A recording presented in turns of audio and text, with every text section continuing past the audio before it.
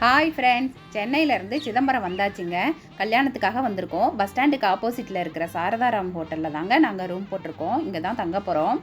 I love stadium. நானும் எங்கள் சாரும் ரிசப்ஷனுக்கு ரெடி ஆகிட்டோம். ரிசப்ஷன் போயிடலாமா? கல்யாண மண்டபத்துக்கு வந்தாச்சு.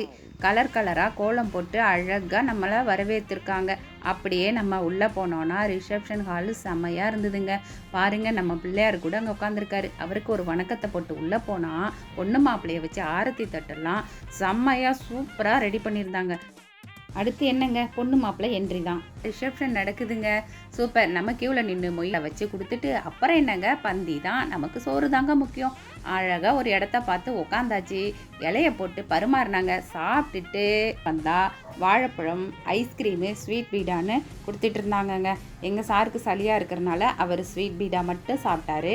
எங்கள் அண்ணா ஐஸ்கிரீம் சாப்பிட்டாங்க சூப்பராக. நான் அப்படியே போயிட்டு சூடாக பாதாம் பால் கொடுத்தாங்க. அடிச்சுட்டு ஸ்வீட் பீடா வாங்கி வாயில் போட்டாச்சுங்க. ஓகே ஃப்ரெண்ட்ஸ், இது மாதிரி சுவாரஸ்யமான வீடியோக்கள் பல போடுறேன். புதுசாக பார்க்குற வியூவர்ஸ் எனக்கு சப்ஸ்கிரைப் பண்ணுங்கள். பாய்.